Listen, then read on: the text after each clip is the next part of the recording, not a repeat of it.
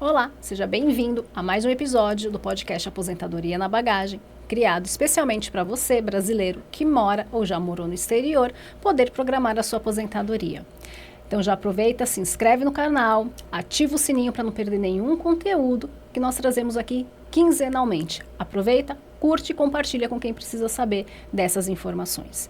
E hoje nós vamos tratar de um assunto muito interessante, pouquíssimo falado, que é a respeito dos militares. Exatamente. Como será que fica a situação desse militar quando ele cruza as fronteiras? Será que ele ainda tem direito à aposentadoria? Será que esse tempo que ele trabalha fora pode ser utilizado na aposentadoria no Brasil? E para isso nós trazemos uma especialista em direito militar, que é a doutora Elba. Doutora Elba, seja muito bem-vinda. Muito obrigada por aceitar o nosso convite aqui para o nosso podcast Aposentadoria na Bagagem. Muito obrigada. Eu que agradeço o convite. Quero parabenizar pela iniciativa, o projeto, muito interessante, ainda mais que existem, muitas dúvidas, principalmente de quem reside fora, sobre algumas circunstâncias, seja do regime geral, seja do regime próprio, ou também como em relação aos militares, que é o que nós vamos tratar hoje. Exatamente, tema super importante, como a doutora Renata trouxe aqui, e eu vou ler aqui o mini currículo da doutora Elba. A doutora Elba, ela é advogada, consultora jurídica, mentora e professora, CEO da EB Advocacia e Consultoria Jurídica Advocacia Especializada, especialista em Direito e Processo do Trabalho pela UCSAL, Universidade Católica de Salvador. Ela é também presidente da Academia Brasileira de Ciências Militares, diretora adjunta de Previdência do Servidor Público, Instituto Brasileiro de Direito Previdenciário, IBDP. Doutora Elba, seja muito bem-vinda, e a gente tem aqui algumas perguntas para te passar. Mandaram umas perguntas aqui para nós, porque a gente sempre comenta, do nosso convidado, e aí nós recebemos aqui umas perguntas que a gente vai passar para você agora, para você trazer esclarecimentos aí para quem tanto precisa. Doutora Gabriela? Olá, seja bem-vinda, obrigada pelo convite mais uma vez. E para a gente começar assim do começo, qual é a função das Forças Armadas aí quando a gente ultrapassa as fronteiras? Bom, hoje em dia a gente tem visto bastante algumas informações, conteúdos relacionados às Forças Armadas. Seja do ponto de vista político, que não é o nosso viés, e que tem repercussão, sim, na carreira dos militares. A gente acabou de passar por um julgamento no STF e que vai chegar ao STM, o Superior Tribunal Militar, e que isso pode impactar ali na previdência, na carreira desses militares também. Então, as Forças Armadas, para além da questão política, ela tem a sua função constitucional, que está relacionada à proteção, à soberania da nossa nação, dos nossos territórios, não só da nossa, mas em todos países. Nós temos sempre a presença dos militares. Isso é uma questão histórica. Para a gente que é do direito, a gente gosta muito de história, a gente estudou ali a época da Grécia, de Roma, a importância ali dos soldados romanos para a proteção dos territórios, da soberania nacional. E também aí envolve a cooperação internacional, o que o Brasil sempre tem participado, graças a Deus, graças aos nossos os presidentes que já tivemos e que temos, sempre participando de iniciativas do ponto de vista da esfera internacional, na cooperação internacional. E aí eu cito também, já tem algum tempo, mas o Haiti, né, que também, né, nas aulas de direito internacional, sempre os professores de direito internacional sempre mencionavam, né? Então, são situações, né, que a gente falando dos e outra coisa que eu preciso falar, que é muito importante, é que nós temos militares das Forças Armadas e os militares das Forças Auxiliares,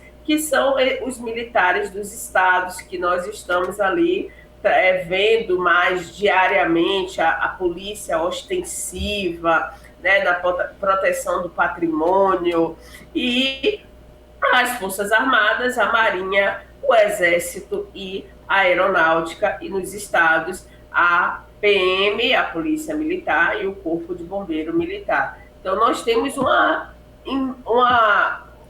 arcabouço aqui, né, em relação aos militares, seja de uma esfera, na esfera federal, como também na esfera estadual, mas todos, né, visando, né, ali a proteção como um todo da nossa sociedade, e o papel da federal, óbvio, né, tem ali a sua importância também para a cooperação internacional.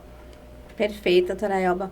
Agora, o que são juridicamente os acordos internacionais que envolvem militares? Olha que pergunta interessante. É bastante interessante. Na verdade, são tratados, convenções, acordos, ajustes, né, diplomáticos, né, que são relacionados aos militares. Os militares, assim como os servidores públicos, e aí já fazendo uma distinção doutrinária já, porque o militar, ele, embora a gente fale tudo como servidor público, o militar ele não é servidor público, né? Ele é militar.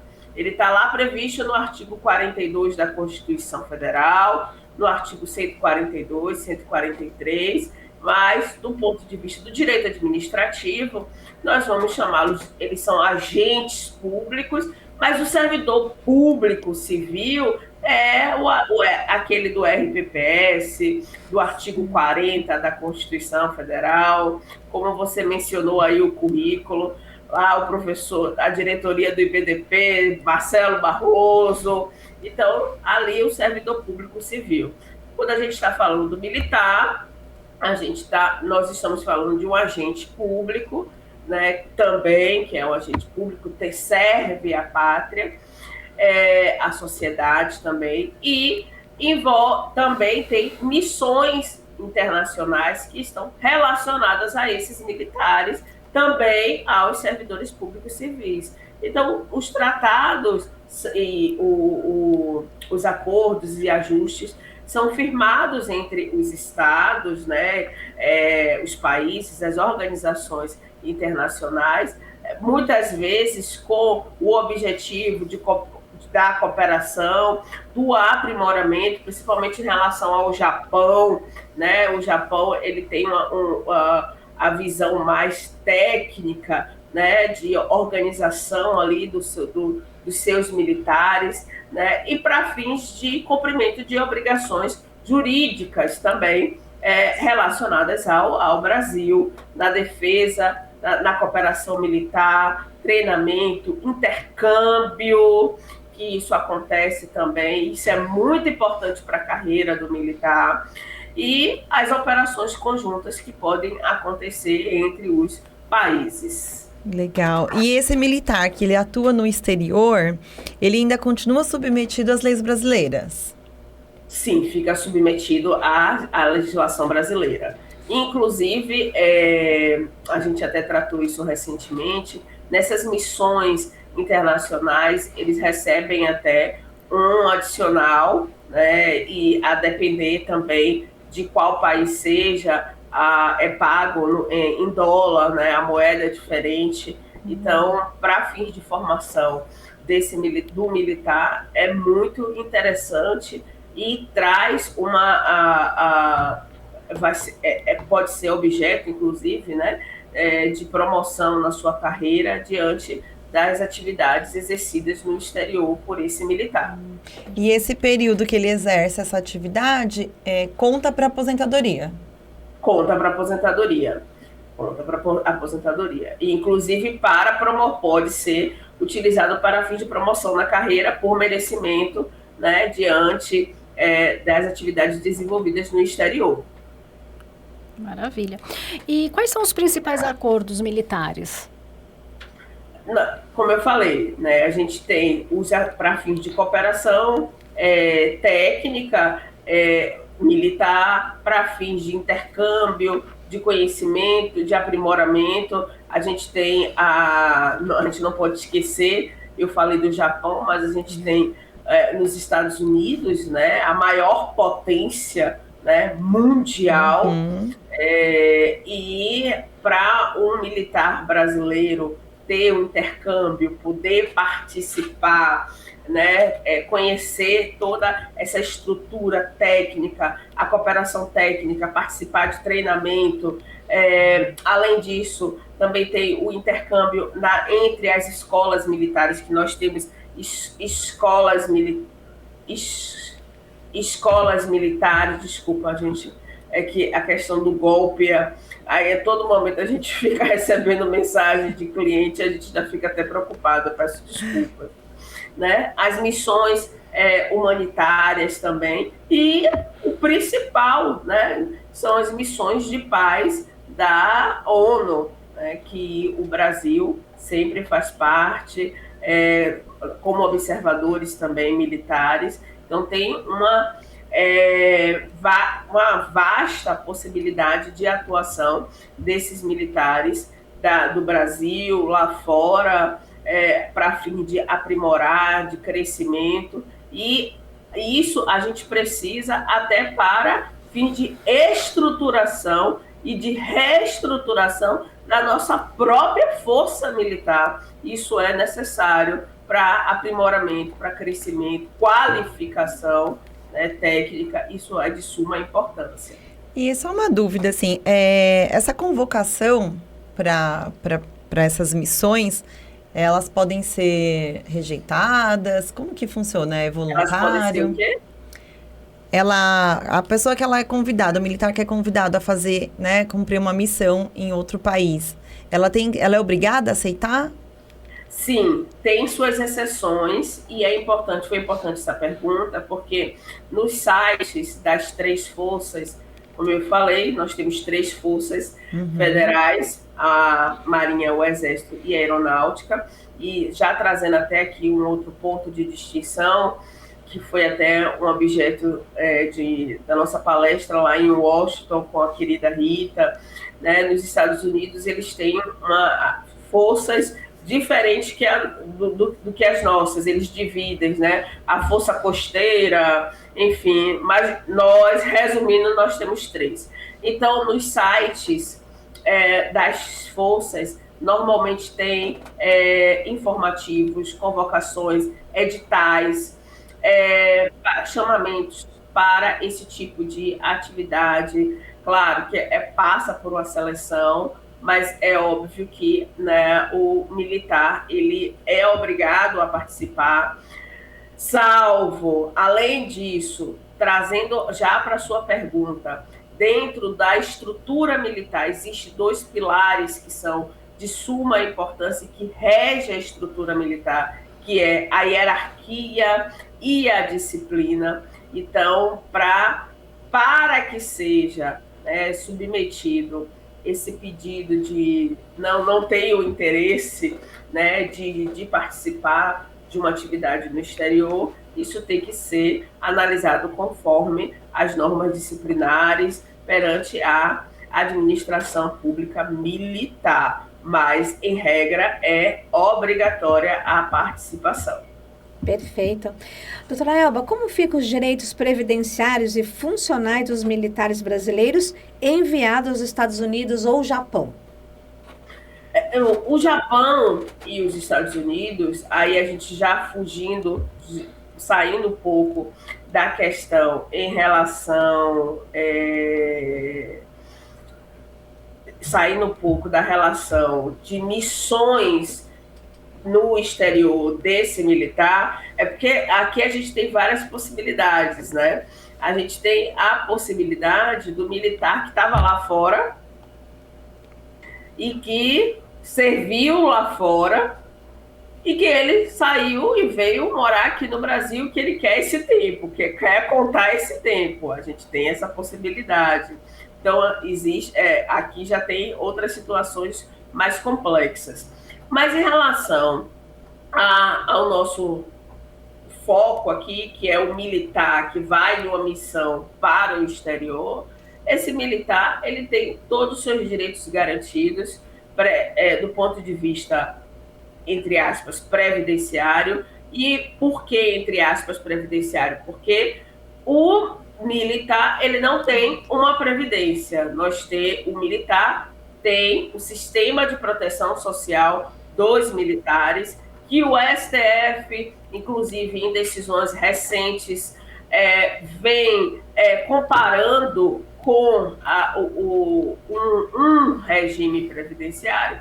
Todavia, na nossa Constituição Federal, nós temos o artigo 40, o RPPS, lá dentro do artigo 40 também, tratando sobre o regime de previdência complementar, o artigo 201 da nossa Constituição Federal, mas a gente não tem o regime de previdência dos militares. Então, nós temos, para os militares, nós temos um regime constitucional consagrado na Constituição Federal, que se refere ao SPSM, Sistema de Proteção Social dos Militares. Então, todos os direitos são consagrados, inclusive, para fins de responsabilização de qualquer tipo de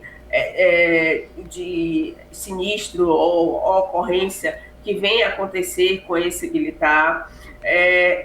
De responsabilidade do Brasil, acaba sendo a responsabilidade se ele estiver em uma missão representando o Estado brasileiro, né?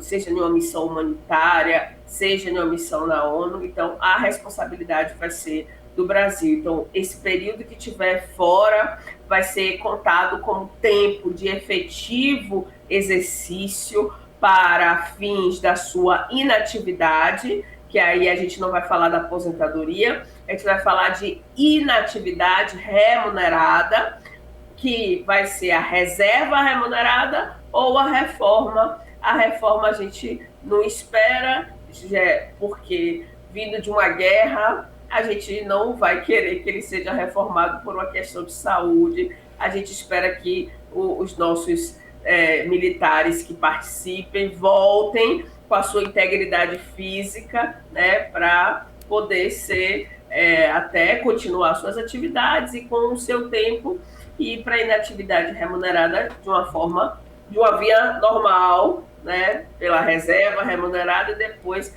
sendo reformado ao atingir as idades limites para o posto ou para a graduação desse militar. Perfeito. Foram informações importantes, né, que a doutora Elba trouxe aqui pra gente. Muito. Já caminhando aqui para o nosso final, doutora Elba, a gente sabe que você aí tem muitos compromissos. Você quer deixar alguma mensagem para as pessoas que vão aí assistir esse podcast, para os militares que têm alguma dúvida? Alguma dica? Alguma dica?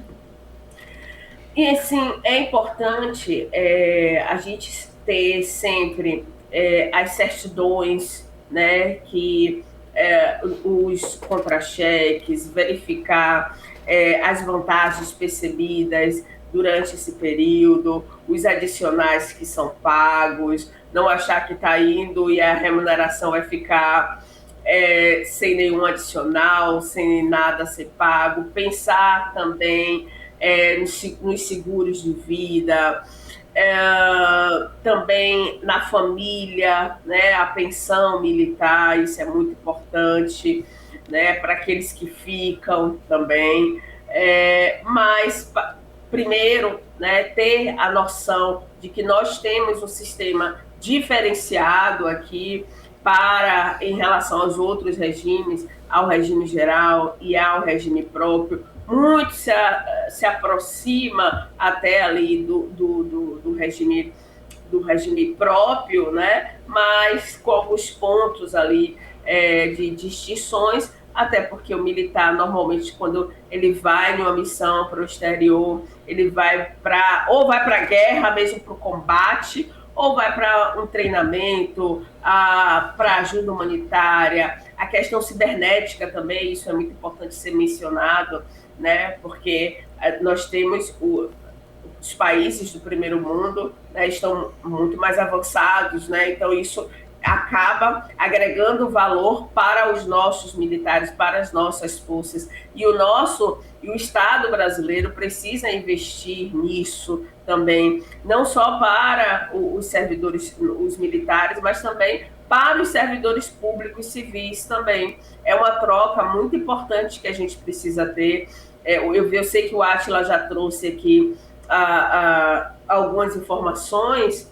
Então, eu não sei se ele acabou falando, lá o serviço público é diferente daqui, né? Aqui a gente tem concurso de provas e títulos, lá é diferente, e eu costumo mencionar que até quando o Trump assumiu, agora no segundo mandato, ele falou que ele ia demitir, né, alguns servidores, e aí a gente aqui, tipo, demitir?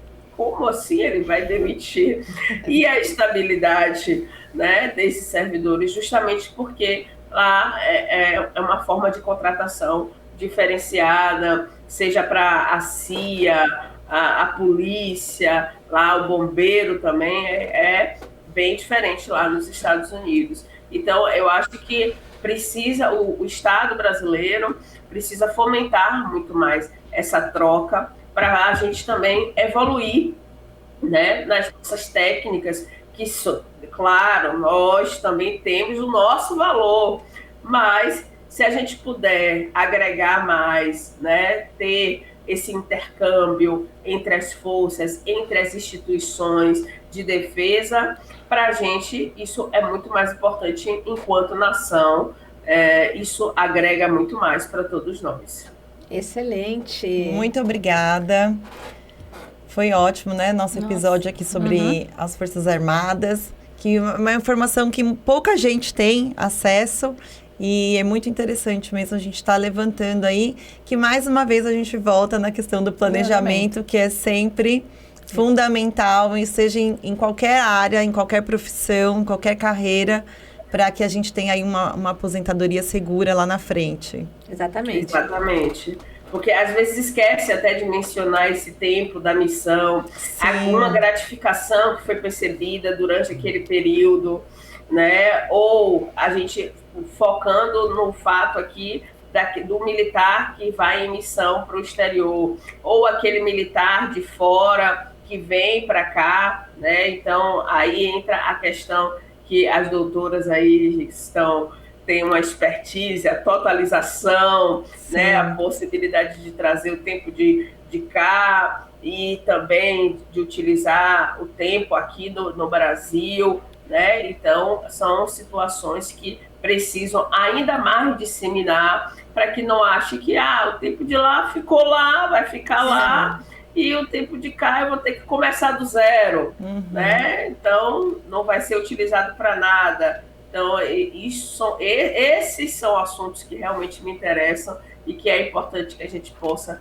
disseminar para a nossa sociedade, para a nossa comunidade acadêmica. Muito obrigada mais uma vez, doutoras, e desejo boa sorte aí sempre nesse podcast com assuntos de relevância para a nossa sociedade, para o nosso meio acadêmico.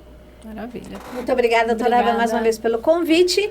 E para vocês que assistiram esse maravilhoso podcast, se ficou com alguma dúvida, se tem alguma dúvida aí para esclarecer, manda para a gente que nós teremos o maior prazer em responder a todos vocês. Doutora Elba, mais uma vez, muito obrigada. Um excelente dia, um ótimo trabalho e até mais. Até. Até. Tchau, gente. Tchau.